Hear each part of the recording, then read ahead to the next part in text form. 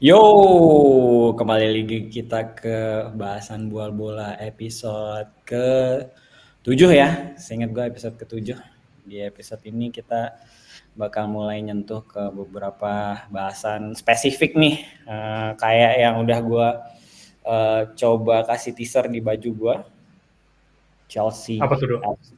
Chelsea FC nih. Chelsea. Oke. Nggak Kecil kayak banget. Oh itu ini dia. Chelsea.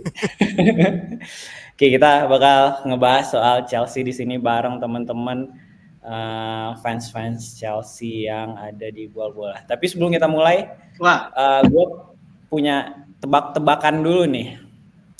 Chelsea kenapa hobinya belanja? Saya jawabannya dipatahin sih ini. Kalau jawab serius salah. Iya benar. Ini gitu. Apa ya? Untuk menarik fans emak-emak kali yang doyan belanja. Itu jawabannya terlalu serius. Serius banget. Harus jawaban ngaco lah. Putus koneksi. Padahal dia tuh yang biasa bisa patah-patah jawaban. Nyerah apa? Nyerah. Karena yang punya namanya Todd Beli. Woi. Orang Bali ya ternyata. Todd Beli. Beli Todd. Jayus ya. Oke lah, gue sekarang ditemenin sama 3 teman-teman dari Bola Bola. Ada Dimas, simpatisan Dewa United. Ada Al Nugraha, Dewan Pembina. Wah, sepuh nih. CISC Nangor. Apa ini 16/bubar? Maksudnya apaan tuh? Nggak jelas ya?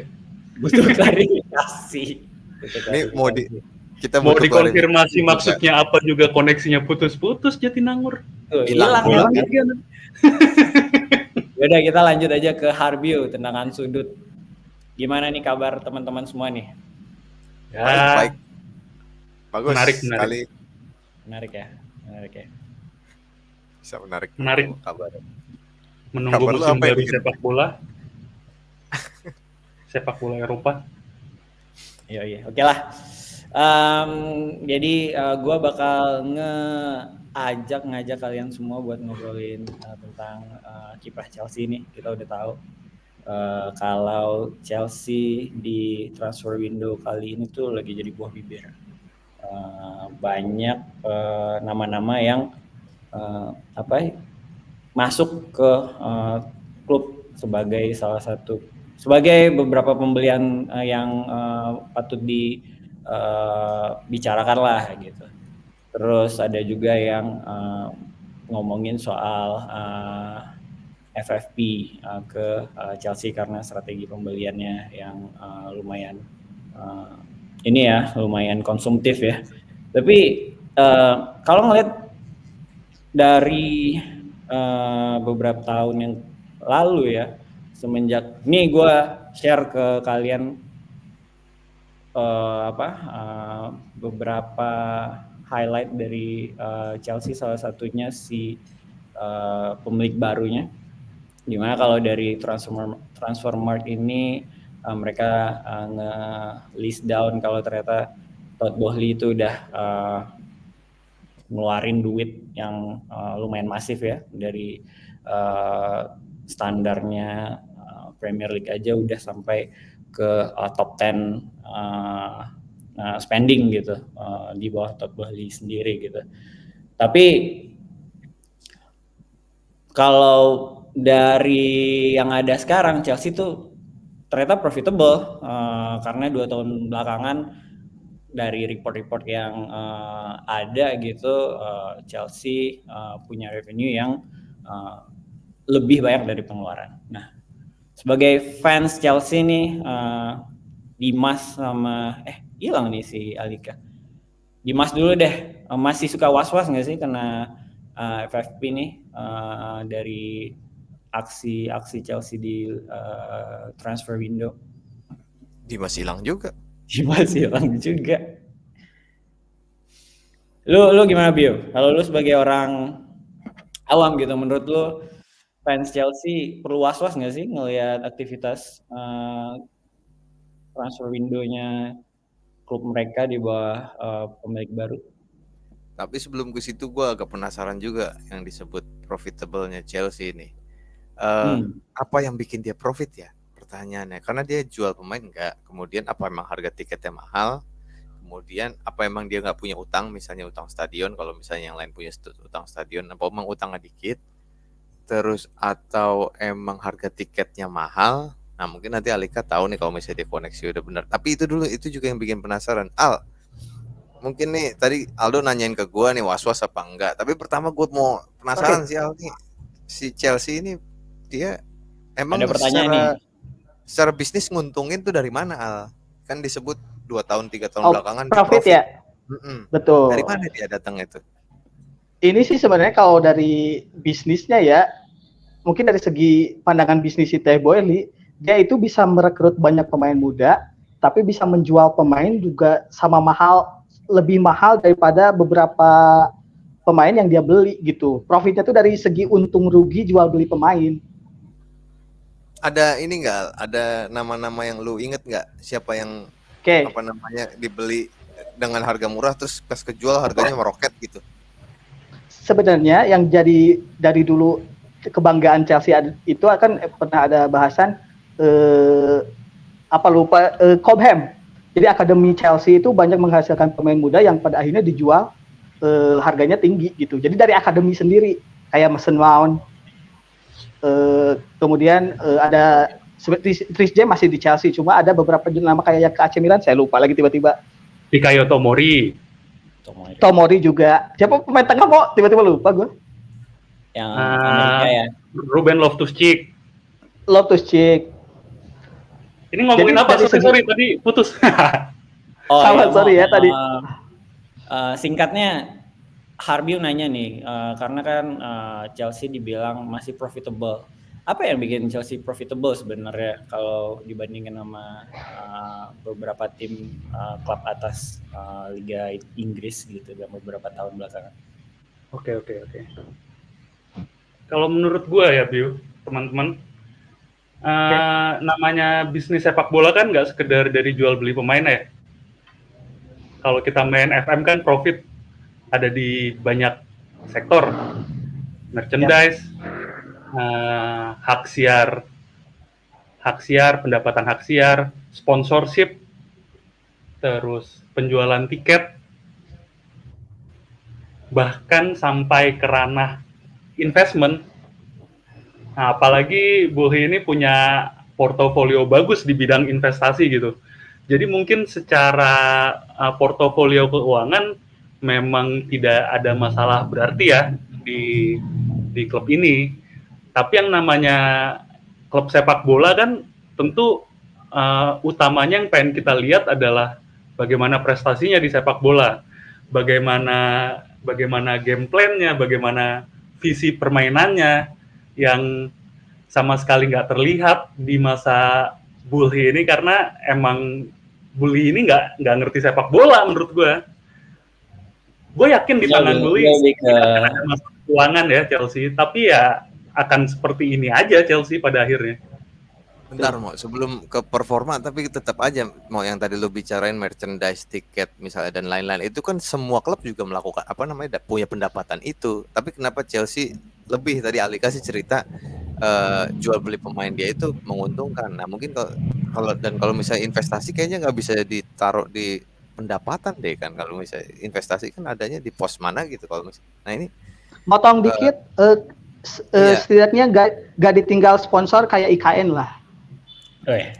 Gimana maksudnya? Iya maksudnya. Ya, maksudnya investor kan kadang suka janji. Tapi ngomongin sponsor, musim ini Chelsea kabarnya belum dapetin sponsor buat sponsor dada utamanya gitu. Dan itu salah satu pertimbangannya karena Chelsea masih nyari target untuk profitable yang bisa lebih tinggi gitu dari sponsor, pendapatan sponsor depan. Mungkin itu juga yang jadi faktor Chelsea pinter nyari peluang untuk penempatan sponsorship yang akhirnya bisa bawa duit yang bikin neraca keuangan mereka lebih bagus. Iya nggak sih? Tapi gue Betul. punya fakta menarik nih, Do. Ini gue ada ini nih, gue Gimana, baca Bill? berita Chelsea nih. Iya, emang di musim ini kayaknya juga jor-joran kan masih. Ini kan termasuk sama musim lalu ya, hitungan yang ada di grafik ini ya. Iya, 2 tahun. 2 tahun belakangan ini. 2 tahun belakangan kan, all time sejak Boehly menjabat lah ya, apa masuk. Nah ini dari informasi, gue nggak tahu sih namanya media Inggris kan rumornya suka aneh-aneh ya, suka misleading. Ini Chelsea pengen jual pemain dan harapannya bisa dapat berapa nih? Gue habis lagi baca berita berapa 4 triliun. 4 triliun tuh kalau di pound sterling berapa tuh? Sekitar kalau 100 juta aja kayak 2 triliun ya, mungkin 200 juta ya, 200 juta pound. 200 juta pounds lah. Bener, 200. Nah, dia pengen jual pemain dengan harapan bisa dapat uang 200 juta. Nah, ini Al. Was-was nggak? Jangan-jangan keuangannya lagi seret nih musim ini nih gara-gara harus jual. Karena kan sebenarnya dari nama-nama yang digadang-gadang ada di Chelsea musim ini ya, ada beberapa yang sebenarnya was-was akan dijual sebenarnya. Jadi kayak masih ada nama-nama seperti Lukaku, Kepa Arrizabalaga, itu mungkin Boehly itu masih menyiapkan mereka untuk dijual buat nutupin tadi pembelian pemain yang jor-joran, Bill. Jadi emang lagi nunggu aja nih harga-harga cocok buat mereka, buat akhirnya dapetin profit sebenarnya. Nah kalau pemain mungkin pada was-was, fans sendiri was-was nggak sih? Balik lagi ke pertanyaan sebelumnya. Walaupun 2 tahun belakangan terlihat bagus ya, terlihat aman-aman aja nih, nggak kesentuh sama regulasi, tapi fans kayak lu Dimas masih was-was nggak bakal kena FFP? Charge ya. Pertama sih gue mau klarifikasi ya, gue nggak pernah ngefans sama Chelsea. Kenapa tiba-tiba jorokin gue sendiri, Bo? Tolonglah. Itu bajunya biru tuh. Ini Persib itu. Oh, Persib. Gue simpatisan Chelsea sama simpatisan Dewa United. Gue suka. Kalau bicara sebagai simpatisan Chelsea nih ya, gue malah berharap Chelsea kena FFP lagi, bro. Kenapa? 2019, 2020 atau 2018, 2019 ya, yang Frank Lampard akhirnya masuk karena Chelsea kena FFP. Gak bisa beli pemain dan gak bisa itu. Pada akhirnya ya menggunakan pemain-pemain lulusan akademinya Chelsea, apa namanya? Cobham apa? Gue lupa tiba-tiba namanya. Cobham itu menurut gue lah masiannya sepak bola Inggris, bro. Coba you name it, orang-orang sepak bola lokal Inggris yang punya nama Declan Rice itu lulusan Cobham. Terus ya sekarang ada back Manchester City Nathan Ake itu juga lulusan Cobham. Kayo Tomori, Tammy Abraham, ya itu orang-orang yang mediocre, tapi yang top levelnya ya mungkin bisa lu bilang ada Mason Mount juga di situ, itu Cobham. Jadi sebenarnya kalau secara manajerial berjalan dengan baik ya, direksi Chelsea ini, direktur tekniknya bekerja dengan benar, nggak akan jadi ada 45. Sekarang ada berapa ya pemain yang ada di Chelsea ya? Per 5 atau sampai 6. Gemuk banget itu, gue nggak habis pikir gimana caranya mereka bekerja ya. Kenapa bisa beli asal-asalan seperti itu, sementara potensi pemain dari akademi itu luar biasa. Musim ini tuh ada yang namanya Torik George, itu gue lihat keren banget dia main di akademi, main di Chelsea U18 dengan heavy banget jumlah pemain di tim, nggak akan ada kesempatan dia main ya di sayap kiri, sayap kanan. Itu sih yang gue sayangkan. Jadi gue sebagai simpatisan Chelsea justru malah menanti Chelsea ini kena FFP. Tapi gue nggak tahu sih, aturan FFP ini nggak boleh transfer pemain aja atau nggak boleh masukin pemain atau nggak boleh jual pemain juga sih sebenarnya. Karena kalau sampai nggak boleh ada jual beli pemain, sampai nggak boleh ada jual pemain, ya bingung juga, Chelsea udah terlalu gemuk skuadnya. Sebenarnya kalau dari laporan yang gue baca, aturan FFP ini UEFA sama Premier League itu beda gitu. UEFA lebih menekankan ke neraca keuangan. Lu harus lebih profitable, pokoknya itu harus lebih gede daripada pengeluaran lu. Nah, mungkin itu loophole yang mainin sama Todd Boehly gitu. Nah, makanya sebenarnya kalau ini ya kalau gimana misalnya ada kekhawatiran sih sebenarnya ada, tapi kita kan tahu ya monster sebesar Manchester City aja dengan tuduhan 115 yang katanya kenapa gak dieksekusi, katanya emang butuh waktu karena tuduhannya kan banyak, tidak seperti Everton ataupun Nottingham yang mana ketika mereka kena tuduhan dan dikenai hukuman jatuhnya langsung pengurangan poin gitu. Nah kalau Chelsea sama Manchester City ini kalau percaya orang dalam dan konspirasi sih saya yakin Chelsea gak akan kena sih. Maksudnya ada aja cara buat ngakalin tuduhan ini akan hilang gitu. Tapi tadi balik lagi kali mau soal bisnisnya itu, ya memang jualannya dia pemain muda. Terus keuntungannya buat beli pemain jadi gitu kali. Enggak, coba lu beneran telusurin. Gue pernah lihat enggak seberapa Bio jual pemain lulusan Kompem gitu. 100.000 pounds atau bahkan ada yang free transfer ya karena emang nggak dikontrak, emang jadi bukan itu juga pemasukan utamanya, jual beli pemain muda. Tadi lu sempat mention juga mau squad yang sekarang tuh kan gemuk ya, 40 lebih pemain gitu. Terus sebenarnya mungkin nggak sih ini adalah salah satu approach-nya Boehly buat gimana Chelsea bisa jadi instrumen investasinya gitu dari dia kan background-nya ini ya investment ya, iya. Investment firms. Terus mungkin dengan cara dia beli pemain itu sama kayak dia beli saham gitu. Ketika itulah yang gue bilang di awal tadi. Boehly ini nggak ngerti bola, mungkin dia nyamain sepak bola ini sama pasar keuangan kali ya. Nyamain pemain ini sama dengan emiten, tapi sayangnya karena dia saking nggak ngerti bolanya, ya dia juga kena investasi bodong pada akhirnya. Lu bayangin lu beli Mykhailo Mudryk dengan harga hampir 100 juta pound, nggak bakal lah lu jual bisa di atas harga itu, bahkan mendekati, sekalipun Mudryk sekarang di transfer market aja lu lihat harganya cuma sekitar 20-an sampai 30-an. Itu berarti lu rugi berapa? Lu rugi 70 juta pounds. Belum pemain-pemain lain. Lukaku tuh Chelsea tuh udah keluar berapa duit cuma buat bolak-balik ngambil Lukaku. Lu jual dengan gratis, lu ambil lagi, lu lepas lagi dengan gratis, terus lu ambil lagi pada akhirnya dari dia masa muda. Hampir 80 juta pound Chelsea ngeluarin duit buat Lukaku. Pada akhirnya apa? Mandek aja kan, bingung cara ngejualnya sekarang gimana. Jadi mungkin bisa jadi gue bilang Boehly nganggep pemain ini sebagai instrumen investasi, tapi ya karena dia nggak ngerti bola, ya jadi sulit juga akhirnya untuk dapat keuntungan dari jual beli pemain. Kalau menurut gue sih gitu. Mungkin dia gini ya, dia dibohong-bohongin kali ya bos. Nih kalau misalnya di Premier League, Liga Inggris itu jadwal liganya padat punya lu harus punya pemain banyak. Jadi jangan kalau pemain kagak bakal main, pasti main tuh pemain. Lu beli yang banyak. Dia nggak tahu tuh kalau misalnya pemain kagak main, harganya jatuh. Pemain tuh kalau mau harganya naik harus main. Itu pun mainnya harus bagus. Kalau mainnya jelek ya Mudryk juga ya sampah turun juga 20 juta pound tuh makan. Dari yang beli berapa? 100 juta ya? Ya, 100 juta. Hampir. Pecah. Lo ngeliat ini gimana, Lik? Apakah instrumen investasi Boehly di Chelsea ini sesuai dengan yang lo harapin, Lik? Oke. Karena sebelumnya mungkin karena kita punya pengalaman, punya owner yang juga jor-joran ya, Typhoon Rusia. Jadi kayak sebenarnya awal-awal kedatangan Boehly itu disambut positif sih ya.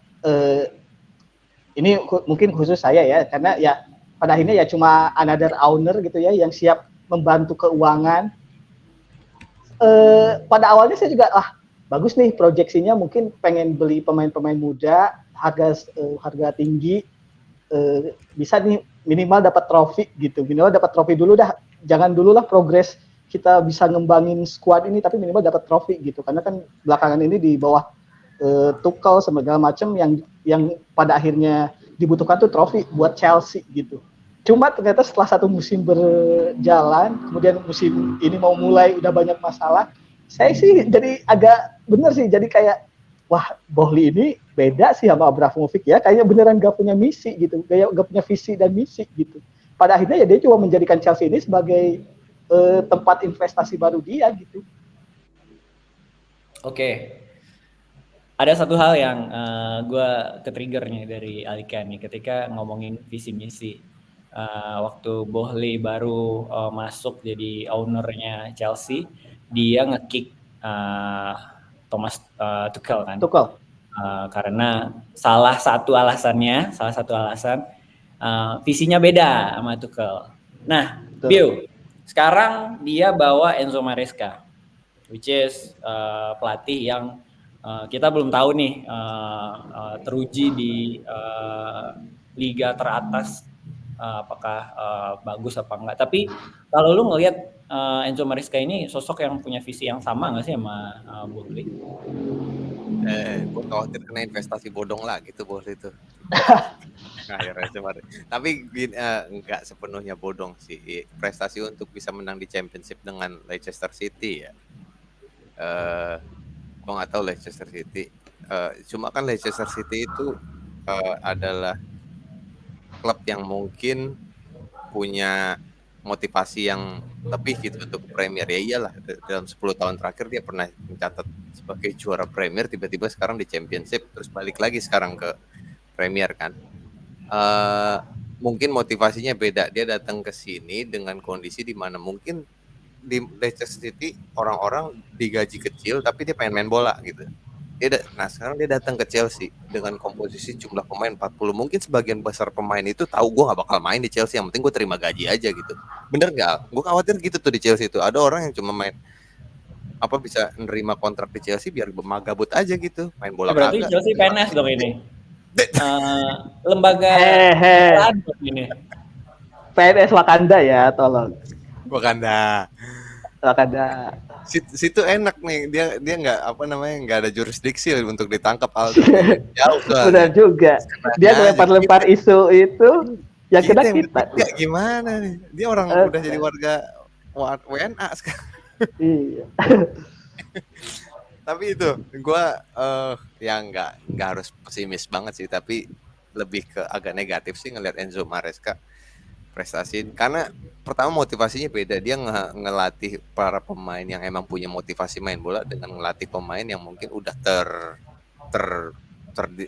terganggu dengan terdistraksi dengan faktor faktor gaji dan faktor uang. Nah kan pasti motivasi beda. Dan itu dia juga harus berkutat dengan gimana cara gua ngerotasi pemain dan bikin sistem yang pas. Dan begitu sistemnya pas, berapa banyak pemain yang harus saya buang gitu loh. Dan itu pasti kerugian lagi secara investasi, ribut lagi tuh pasti sama sama Boehly. Kayaknya ya. Dimas sebagai pemerhati Chelsea dalam beberapa tahun terakhir. Simpatisan dia bilang. Soal ini ya, soal masa depan Enzo Maresca ya. Persoalan di Chelsea ini menurut gua itu kita jangan lupa menyorot posisi technical director bro sebenarnya. Keberhasilan sebuah klub untuk mencapai visi itu bergantung banget sama posisi technical director. Kenapa Chelsea bisa random banget beberapa tahun belakangan ini semenjak ditinggal Roman Abramovich dalam perekrutan pemain, ya itu juga nggak bisa lepas dari tanggung jawab direktur teknis ya, karena yang namanya rekrutmen, yang namanya penerapan taktik, strategi, gimana bisa sinergi antara akademi sampai tim, itu kan ya ada peran technical director di sana yang selama ini tuh lupa kita sorot. Di City ada Siksi Brigitsitian. Terus Chelsea itu 2022 sempat rekrut yang namanya gue lupa siapa, Vivalli atau siapa gitu. Dia punya track record bagus, tapi entah kenapa ekosistem di Chelsea itu dia nggak suka, terus dia akhirnya cabut. Yang sekarang posisinya juga nggak jelas siapa sumber utamanya itu sebenarnya. Kalau pertanyaannya tadi, pertanyaan lu apa sih Dok? Maresca visi yang sama. Maresca datang di situasi klub yang seperti ini gitu. Dia datang dengan skuad yang gemuk. Dia nggak ditopang oleh direktur teknis yang bagus, nggak seperti saat dia jadi asistennya Pep di City, nggak seperti saat dia di Leicester juga. Leicester itu meskipun gitu-gitu juga terkonsep klubnya, nggak kayak Chelsea saat ini. Dia akan bingung mulai dari mana. Jadi ya nggak tahu deh. Maresca ya bakal sama seperti pelatih-pelatih sebelumnya aja, setahun nggak puas terus ditendang, dan Chelsea tetap akan mediocre aja sih. Di posisi 10 besar akan bagus-bagus aja menurut gue pada akhirnya musim ini. Lik, Yep. lu lebih memilih Chelsea mediocre tapi profitable nggak kena FFP, atau lu prefer Chelsea berdarah-darah tapi bisa sampai di tangga juara buat beberapa musim ke depan? Oh, kalau karena saya fans Chelsea ya, saya sih tidak peduli dengan proses atau pembangunan tim ya. Saya pengennya juara, dapat trofi, udah. Nah, ini tidak mewakili semua fans Chelsea di seluruh dunia ya. Cuma emang benar tadi kalau misalnya dibilang tadi Anda glory hunter banget. Glory ada masa depan dan keberlanjutan tim, maunya tahu beres, tipikal. Betul. Kata Coach Justin ini fans kardus nih kayak gitu. Tapi kan ya, kalau misalnya dilihat dari timnya yang ngefans Chelsea dan Manchester City itu cenderung begitu Pak Dimas. Tuh. Sebenarnya kalau dari hati, karena emang balik lagi ya kecintaan kan emang harus tetap kepada yang di atas ya, Allah Subhanahu wa taala ya. Kalau kepada klub kesayangan kan sebenarnya sebenarnya pengen melihat Chelsea ini bisa berubah jadi kayak Manchester City gitu ya, dibarengi dengan trofi, dibarengi dengan prestasi, manajemen yang sehat. Pada akhirnya walaupun di awal-awal dibilang glory hunter atau misalnya tim sultan, tapi pada akhirnya mereka bisa stabil dan menjadi tim yang beneran sehat dan bisa disegani gitu di Eropa minimal. Cuma emang kalau misalnya lihat dari sekarang ya, tadi kalau misalnya Om bilang technical director tuh Christopher Vivel, itu tuh beneran tidak sesuai visi dan didepak langsung. Sekarang tuh orang Belanda kalau nggak salah, Glenn van der Kraan, yang mana saya juga nggak tahu di technical director dari mana. Yang mana ya pasti akan menjadi pilihan Boehly aja yang akan sesuai dengan kemauan dia. Ya udah, ini emang klub ini harus saya yakini musim ini gak akan kemana-mana gitu. Itu paling orang Belanda turis lagi main di UK terus buat ngisi posisi technical director, yang penting nurut, yang penting lu gue gaji gitu kali ya. Ini MLM aja sebenarnya. MLM aja, ini orang bos saya punya banyak duit, Mas mau nggak ikut investasi kita? Ya udah kayak gitu-gitu aja gitu. Berarti walaupun lu pengen ngelihat the gloriness dari Chelsea, tetap jauh di dalam lubuk hati pengen proses ya. Pengen berproses ya. Nah, Bio, Maresca lagi nih Bio. Yes. Skuad gemuk, pengalaman di Premier League belum banyak, malah nggak ada kalau jadi pelatih utama. Owner banyak mau. Nah, apa sebenarnya yang resep buat Maresca nih? Kalau lu katakan bisa ngasih tahu Maresca, apa nih resep yang sebenarnya bisa dilakuin sama Maresca biar bisa ngeramu talent pool si Chelsea yang banyak itu jadi sesuatu yang works lah di musim ini lah, seenggaknya di musim pertama perdana dia. Fokus pada 1 atau 2 pemain aja dan jadiin dia sebagai seseorang yang bakal bisa jadi top skor misalnya atau jadi goal getter musim depan jual. Nah itu dia bertahan tuh ntar kalau bisa ngasih keuntungan buat Boehly melalui sistem seperti itu. Pokoknya gimana caranya pemain yang udah dibeli jadiin bintang, mega bintang, dijual ke Real Madrid kayak ke Barcelona kayak, yang penting jadi dan bisa jadi top skor, jadi apa gitu. Dan misalnya bisa melampaui rekor gol semusimnya Drogba dalam semusim. Wah, butuh tuh. Nah mungkin dia gitu tuh, pokoknya bikin satu sistem di mana satu pemain jadi unggul. Kalau pada penalti dia ngambil, kalau misalnya ada corner dia ngambil gitu. Dan nanti siapa next Drogba siapa? Ini yang gini-gini, yang dingin. Nah itu dia masalahnya, dari transfer yang udah terjadi itu Nggak ada nama yang Dari mumpuni. 40 pemain tuh udah nggak, dari 40 pemain tuh mediocre semua. Gue heran mau gimana caranya. Mending fokus sekarang jual pemain deh, biar bantu neraca keuangan juga kan, gajinya kan nggak sedikit itu. Gaji si Mudryk itu berapa, nggak pernah. Aduh, udah deh, kacau Chelsea kayaknya musim ini emang. Tapi Mo, Prestasi. ada hal yang menarik nih. Lu bilang jual pemain. Nah, gimana sih pendekatan Chelsea sebenarnya buat jualin pemain? Belakangan kita lihat Gallagher akhirnya balik lagi ke training camp karena nggak jadi dijual ke, atau deal-dealannya nggak mulus. Oh, dia nggak jadi dealnya sama Atletico? Gue baru tahu nih. Masih balik belum lagi tuh Gallagher, Bo. jelas nih deal-dealannya. Jadi masih tarik ulur lah gitu. Jadi balik lagi kayak instrumen investasi, dia nyoba, Chelsea-nya nyoba buat mungkin dapetin value setinggi-tingginya dari Gallagher, profitability setinggi-tingginya dari Gallagher. Nah sebenarnya untuk penjualan nih pemain yang mediocre ini, apa yang harus dilakuin biar maksimal gitu dan mulai invest ke pemain-pemain yang benar?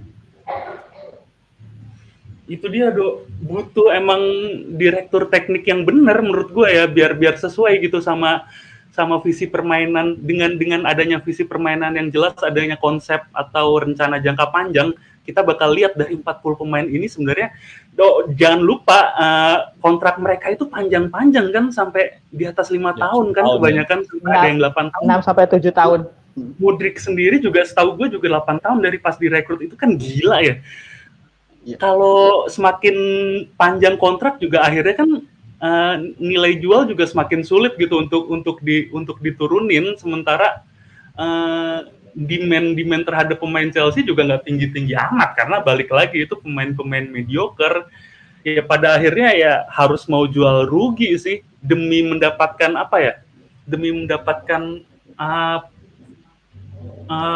keuangan. Porsi, jumlah pemain yang optimal dulu lah, nggak usah bicara keuangan dulu. Satu musim mau ngejalanin satu musim dengan 40 pemain itu kan nggak masuk akal ya dalam sepak bola ya. Mau nggak mau dengan waktu yang tinggal beberapa pekan ini sampai akhir penutupan transfer tuh, bursa transfer emang harus ya jual rugi sih sebenarnya kalau menurut gue demi keberlanjutan dan masa depan tim ya. Terus ya udah, emang mulai lagi dari nol, nggak bisa kita berharap musim ini atau bahkan 2 musim ke depan Chelsea akan berprestasi. Menurut gue ya, ini gue ngomong ke fans Chelsea ya, kalian harus harus sadar diri lah, harus tahu lah kondisinya gimana, harus rasional. Dengan situasi saat ini nggak mungkin Chelsea akan berprestasi sih menurut gue. Jadi emang beneran harus punya visi yang jelas, harus dikurasi pemain seperti apa, nggak usah mikirin transfer pemain buat masuk dulu, pikirin gimana caranya biar nggak segemuk ini jumlah pemain dalam tim. Mungkin Gallagher jadi bagian dari transfer ini ya, kan Chelsea kalau nggak salah juga ngincer salah satu strikernya Atletico ya, itu juga kayaknya nyangkut, gue lupa namanya siapa, namanya susah banget, itu kayak juga lagi nyangkut, makanya mungkin Gallagher jadi balik lagi buat latihan di Komen. Siapa ya nama striker incerannya? Gitu sih menurut gue. Yap. Nah, Lik, striker Portugal itu Felix, bukan ya? Felix mau ditarik lagi Mas ya? Iya, Felix itu, tapi beda lagi kalau yang diomongin Omu tuh beda lagi, ada lagi emang incerannya. Ini emang dari tim 43 ini belum selesai, di 60 kayaknya ntar pemainnya. Jadi biar genap. Kayaknya Chelsea mau Samu Omorodion namanya. Oh iya itu. Nggak pernah denger kan lu Samu Omorodion? Itu Sangobion, mati-matian mau di Chelsea. Kurang darah berarti Chelsea itu.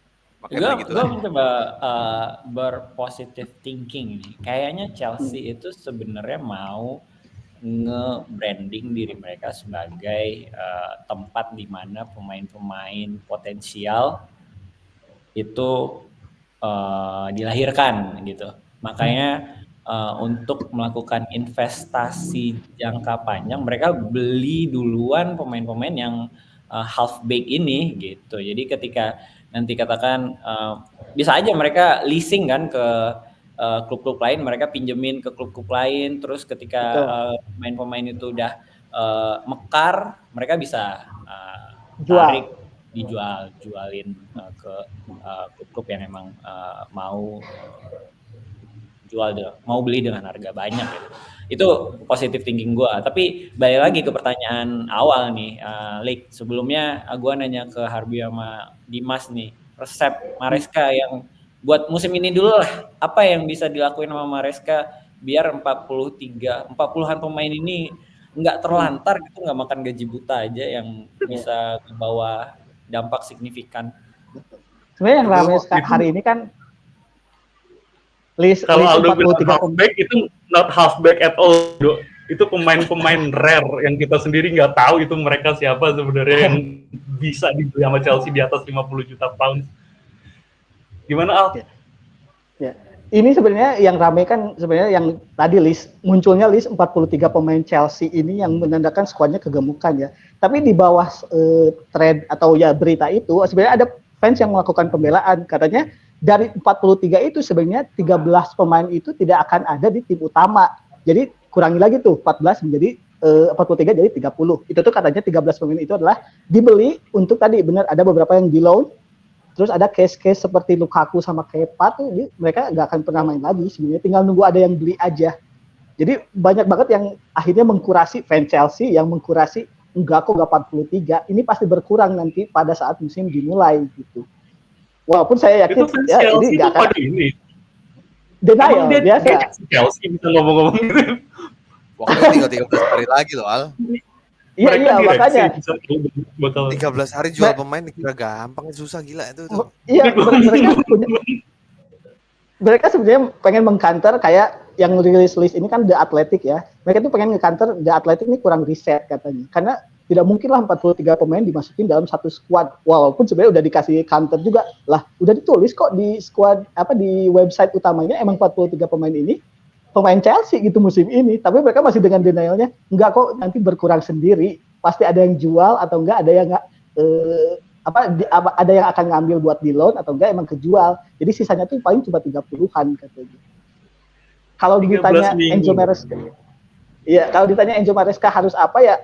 Kalau saya sih karena sebenarnya saya salah satu yang menyayangkan pemecatan Pochettino di musim kemarin ya. Karena harus diakui beberapa pemain seperti Cole Palmer mulai nyetel gitu dengan tim seperti Nicholas Jackson mungkin nggak, tapi kayak back Spanyol tiba-tiba lupa namanya. Cucurella kan kemarin membuktikan kalau dia sebenarnya pemain yang dibeli dengan harga yang sepadan gitu dengan kualitas permainannya. Dan menurut saya yang penting kan sebenarnya dari pemain-pemain muda cabutan ini kan chemistry antar pemain gitu. Walaupun di bawah Pochettino kemarin sebenarnya permainannya belum stabil, tapi setidaknya pemain itu udah saling mengenal, udah saling bisa tahu apa yang dilakukan pemain. Nah, musim ini mereka harus bonding lagi dengan 40 pemain baru. Bayangkan. Akan chaos lagi menurut saya. Jadi emang mulai dari nol lagi sih. Ya enggak, maksudnya kalau kasarannya mereka beli tadi sampai 60 pemain gitu ya, akan ada pemain baru lagi. Belum ada masalah internal kayak kemarin Enzo Fernandez rasis lah. Itu kan merusak hubungan di tim sendiri ya. Kita harus mulai emang dengan ya bisa dibilang pincang gitu musim ini dengan segala masalah gitu. Jadi ya GWS lah ini mah. Iya, kayak yang gue bilang tadi, emang nggak bisa diharapkan juga 2 musim ke depan itu fokus aja untuk mengkurasi pemain. Betul.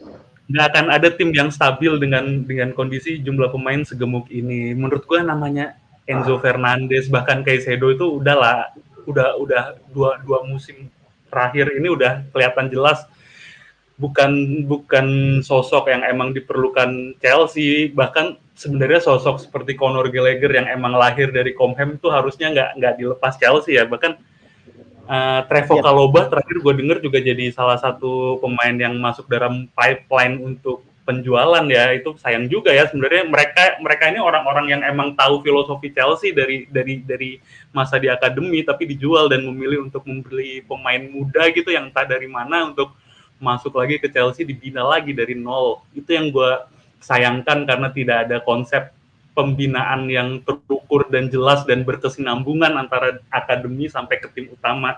Itu sih sebenarnya yang perlu diperbaiki dari Chelsea, dan itu nggak bisa dengan waktu yang sebentar. At least 3-4 musim ke depan baru deh Chelsea bisa stabil dan baru bisa bicara banyak untuk prestasi. Menurut gue gitu sih, Dok. Biu dan Al. Menarik ya, gue setuju sih, pembinaan dari grassroots itu sebenarnya paling krusial ya, mau di tim manapun belahan dunia, kalau pembinaan grassrootsnya ngaco, outcome ke tim intinya juga bakal susah kan. Tapi kalau ngomongin sustainability nih, tadi grassroots ke tim inti harus sustain. Kalau dibenturkan antara Boehly sama Abramovich yang terkenal sama-sama belanja, doyan belanja nih, dari behavior mereka belanja, menurut kalian mana sih yang lebih sustain ke depannya? Kalau Abramovich kan kita tahu ternyata dia berhasil ngasih gelar gitu dengan cara dia, tapi Boehly bakalan sustain juga nggak nanti dia sampai bisa ngasih gelar ke Chelsea kayak kepemimpinan sekarang? Alika dulu deh. Kalau ngomongin antara bukan perbedaan ya, maksudnya ngebandingin antara Abramovich sama Boehly ya, emang balik lagi ke basic mereka masing-masing awal mula kenapa mereka membeli Chelsea sih. Kalau emang beneran Boehly ini emang menjadikan Chelsea sebagai investasi baru atau ya tempat dia menjalankan bisnis baru ya, menurut saya nggak akan sustain kayak Abramovich sih. Saya juga nggak kenal Abramovich secara personal ya. Coba kelihatan banget passion dia waktu pertama kali membeli Chelsea itu ya emang dia kesukaannya sama sepak bola gitu.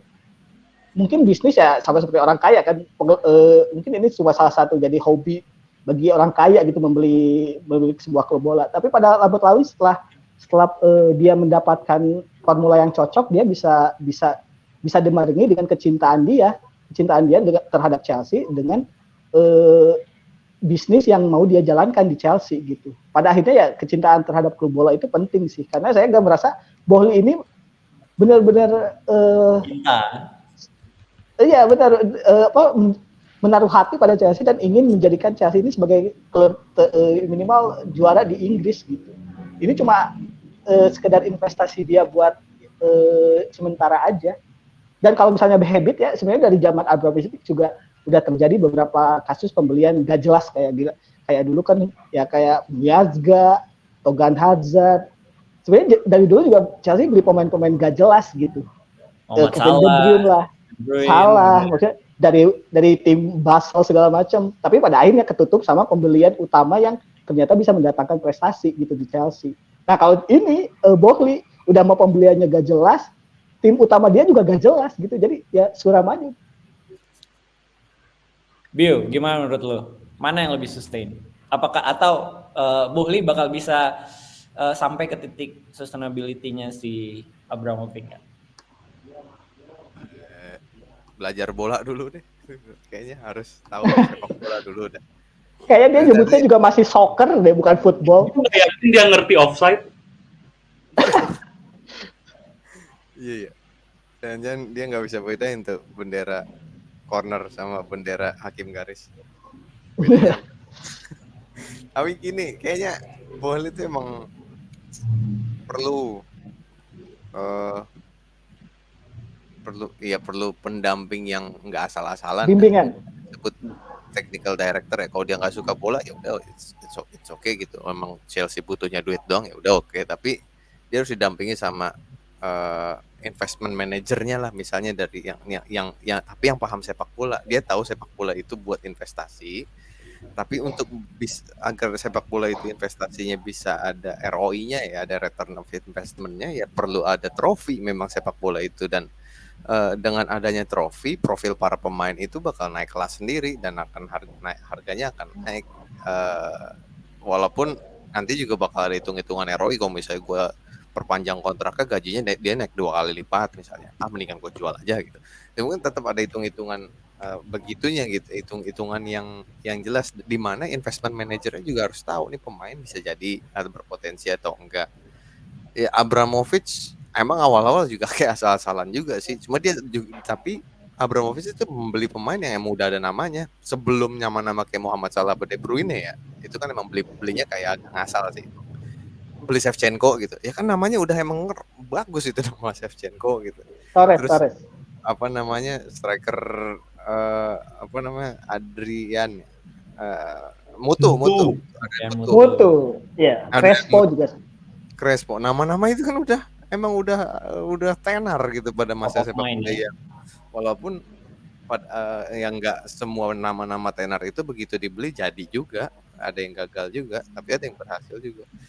Cuma intinya dia butuh orang investment manager ya. Kalau misalnya di zaman Abramovich, orang pertama yang dipercaya untuk transfer itu kan Mourinho ya. Drogba juga out of nowhere datang ke Chelsea jadi legenda gitu. Tapi juga disupport dan nama-nama lain kayak misalnya Arjen Robben, Damien Duff dulu, Eidur Gudjohnsen bisa dijual ke Barcelona. Terus zaman itu Lampard sama Terry sih juga kebantu. Pemain lokalnya juga bantu sih. Kemudian juga fundamental di pemain tengahnya juga kuat, ada Makelele.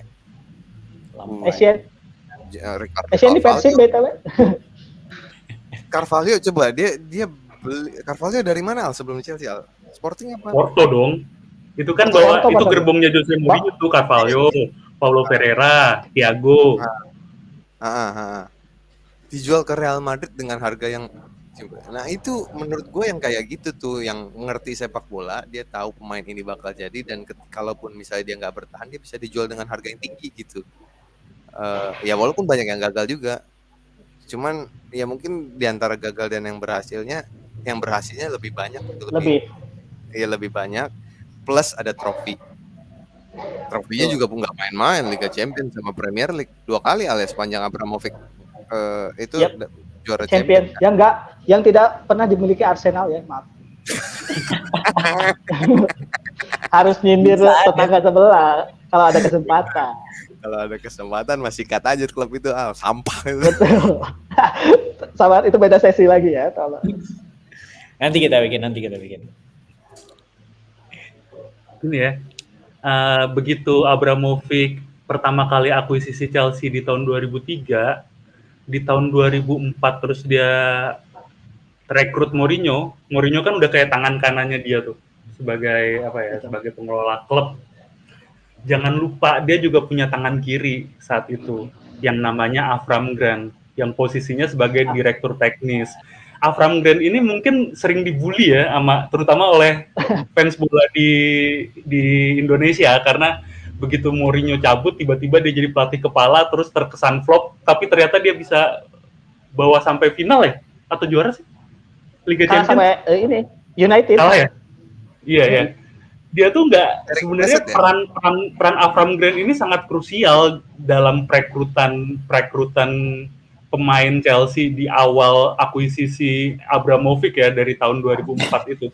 Ada nama-nama flop mungkin kayak yang flopnya juga debatable ya, kayak Andriy Shevchenko. Mungkin ekspektasinya setinggi kayak permainan Andriy Shevchenko di AC Milan, tapi mungkin emang udah masa prime-nya udah lewat, jadi nggak bisa ada di posisi itu juga.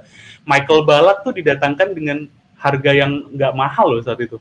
Murah nggak ya? Atau ₹0 ya kontraknya habis, gue lupa. Pokoknya tuh rekrutmen yang oke lah. Ashley Cole.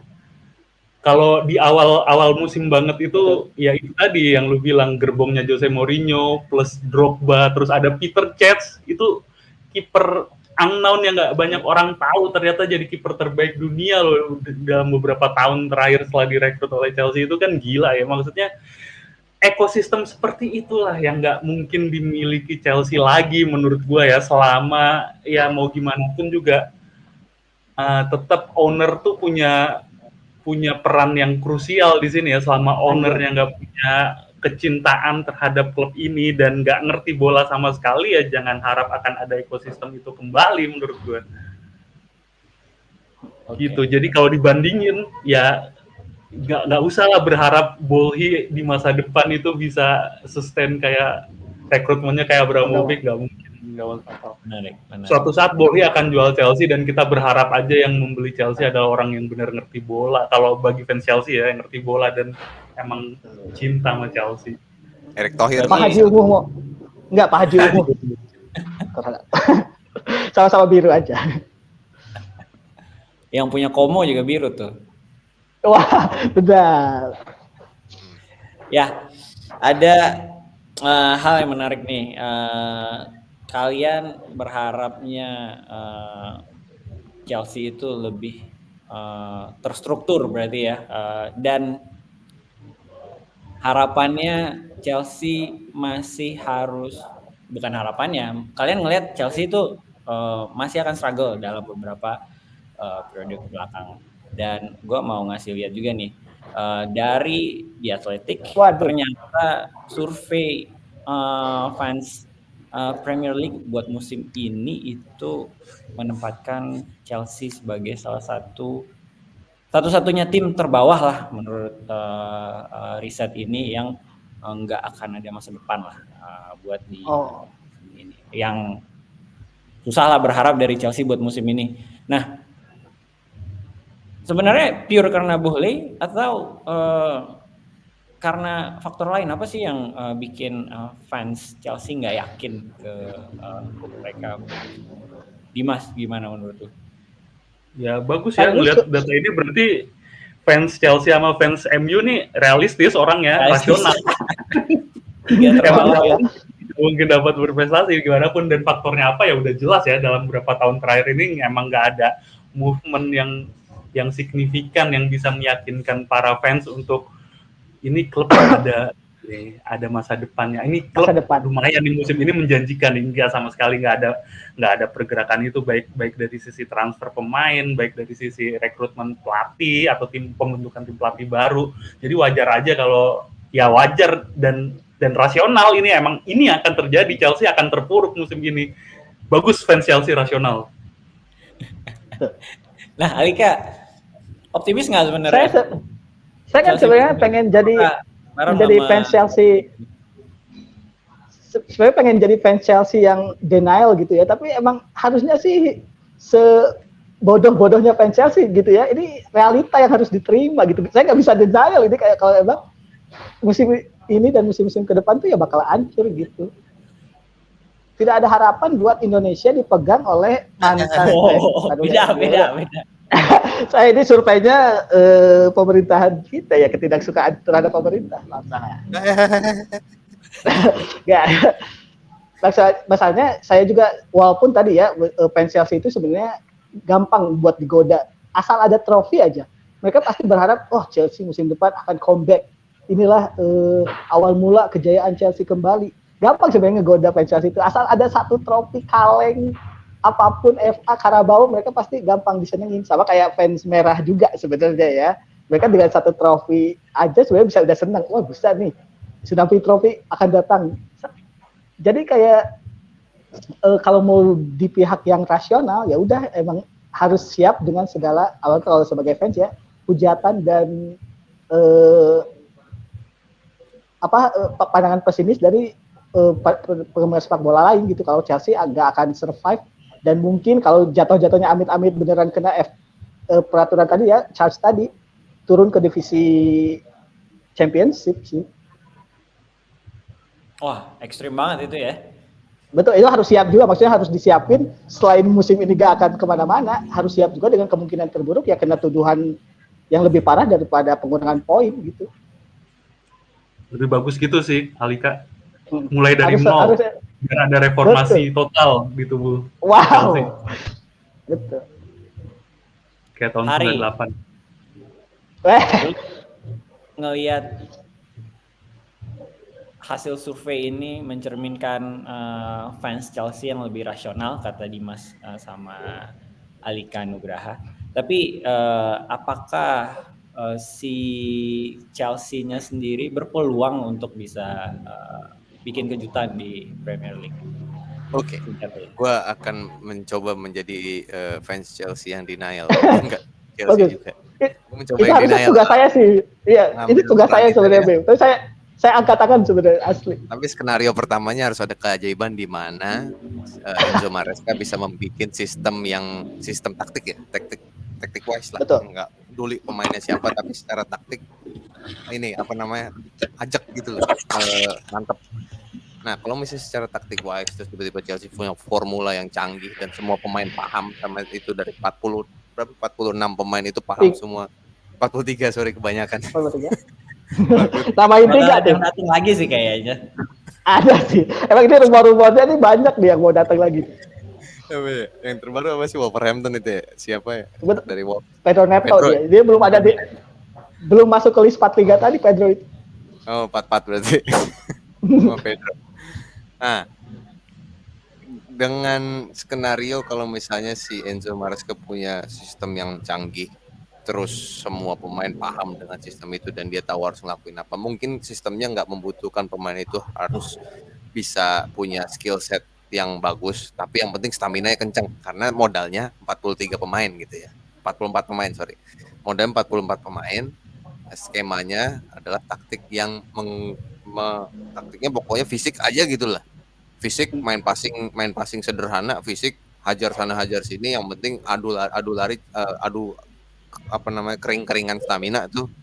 Pokoknya pemain Chelsea lari mulu. Begitu misalnya udah selesai pertandingan di matchday 1, pertandingan kedua, matchday kedua orangnya beda lagi misalnya yang main. Matchday ketiga beda lagi. Pokoknya stamina kejaga, cuma begitu main itu dihabisin banget gitu. Mungkin sama ini, pokoknya lu nggak boleh jalan, harus panjang main lari. Nah, itu mungkin bisa tuh Chelsea mendominasi di 5 besar, 4 besar bisa. Tapi harus begitu skema taktiknya adalah harus udah mantap. Ini keajaiban ya kalau taktiknya mantap, karena untuk bisa bikin taktik yang bisa dipahami oleh pemain itu nggak gampang pasti. Kemudian rotasi gilanya itu dilakukan dengan taktik di mana si pemain itu ya setiap pertandingan ngabisin stamina aja, dan ketika pemain lawan itu lari rata-rata cuma 10 km per pertandingan, pemain Chelsea 15 km per pertandingan gitu. Wah, tapi lucu nih POV Tarkam dia bawa ke Premier League coba. Yes. Sepak bola modern liga terbaik di dunia, mainnya lari. Iya, gas aja terus. Soalnya kan dia tahu. Capek. Soalnya para pemain itu tahu dia punya kesempatan main nggak banyak. Udah pokoknya lu habiskan satu momen itu untuk bermain, karena yang minggu depan yang main bakal beda lagi. Gitu. Lu lari-lari gitu, main lawan City yang teknikal banget, yang penguasaan bola banget, ya habis lu dibantai kalau cuma bisa lari-lari doang. Bukan soal lari-lari doang, maksudnya mereka kan pemain sepak bola profesional lah, seenggaknya basicnya tahu lah gimana passing yang benar, passing yang mana. Tapi begitu udah menguasai bola, itu mungkin yang tadinya back kiri bisa jadi sayap kanan, terus bisa puter-puter tuh para pemain. Tapi skemanya pasti gitu loh, dan jelas siapa mau kemana, tapi syaratnya taktik itu akan menguras banyak sekali stamina. Mungkin bisa tuh, karena ya sama kayak zaman Barcelona waktu awal Pep Guardiola dulu ya. Itu main pressing tinggi ketika main possession itu, justru pemain Barcelona itu istirahat ketika dia pegang bola. Tapi begitu dia kehilangan bola, pressingnya gila tuh. Pokoknya ditempel banget. Zaman Klopp dulu waktu di Dortmund juga begitu kan, nggak bisa stamina. Waktu final lawan Munchen, akhirnya Dortmund lawan Munchen, pemain Dortmund nggak ada yang bisa main karena memang staminanya habis di semifinal atau habis di liga-liga di pas lagi di Dortmund. Nah itu stamina strategi kayak gitu, udah habisin stamina aja.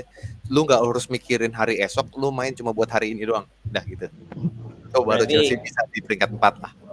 Long story short, physicality harus lebih jadi advantage Chelsea karena banyak banget pemain lapis legitnya ya. Iya, lapis legit dan syaratnya sistemnya harus sudah matang banget, sematang-matangnya supaya pemain Chelsea itu tinggal bongkar pasang pemain aja gitu. Kalau bicara tadi jumlah pemain genap 44 malam ini gitu ya, saya yakin ada 4 tim berbeda yang siap dimainkan tiap minggunya. Jadi minggu pertama 11 pemain, minggu kedua 11 pemain beda, 11 pemain beda. Itu ada taktik yang tidak mungkin dipikirkan oleh semua manajer Premier League. Komplek anjir. Tapi kalau berhasil itu jadi cerita yang mendunia tuh, Alto, itu melebihi legenda Pele kayaknya. Nggak masuk akal, justru malah jadi bumerang. Kalau kayak gitu caranya ya selamatlah, kalian akan ada di posisi 15 besar. Alhamdulillah nggak. Di posisi 15 atau 14 ya udahlah, itu terima aja. Alhamdulillah kalau nggak sampai degradasi. Anyway, tapi Manchester City pada masanya main rotasi walaupun pemain kuncinya tetap ya De Bruyne-nya nggak diganti, tapi main rotasi di pemain lainnya works juga kok. Itu menurut gua di 2 tahun 3 tahun belakangan kan City kan kedalaman skuadnya juga dalam tuh ya. Cuma main tengah juga comot-comot juga mau pakai Bernardo kayak mau pakai Gundogan kayak mau pakai siapa gitu. Tapi yang penting De Bruyne-nya main gitu. Iya, Gitu. dengan Rodri sekarang pemain makin lama yang benar-benar udah paham taktik dan akar dari permainan Nah, City. Ini pemain-pemain random yang lu 45 ini tuh cuma berapa persen yang benar-benar dari Chelsea. Anda berharap apa dari pemain yang mau nendang penalti aja rebutan bola? Palmer, Madueke, Jackson. Banyak begini bro. Pemain Chelsea itu banyak yang dari usia 18 direkrut, terus 2-3 tahun tuh dipinjemin aja ke klub, balik Chelsea terus dipinjemin lagi kayak Nathan Ake itu dia rekrut dari zaman akademi kan, terus di akademi Chelsea, terus karir profesionalnya dihabisin di tim-tim lain sampai akhirnya dia mantep di City. Aneh kan Chelsea, aneh udah tim aneh. Ya, emang ada. Ya udah. Tim aneh. Tapi ya, harapan ada satu tuh tadi yang lu sempet tuh mention tuh Madueke tuh. Mungkin Madueke bisa jadi beda karena dia kan orang Chelsea yang udah agak lama ya dan pemain muda dan orang pernah bilang dia itu wonderkid lah, punya potensi akademi dan punya potensi di main FIFA juga dia potensinya gede tuh bisa sampai 90 FIFA 23 tapi kenapa FIFA ya? Kesini turun lagi ya. Oke lah. Berarti Chelsea masih banyak yang harus dibenahi dan kita lihat aja apakah musim ini mereka bisa menemukan racikan yang pas buat squad yang kegendutan ini. Oke, thank you guys. Udah sharing pendapat kalian soal Chelsea. See ya minggu depan. Peace, love, and jauh. All hail the Blues, go steaming in. Keren.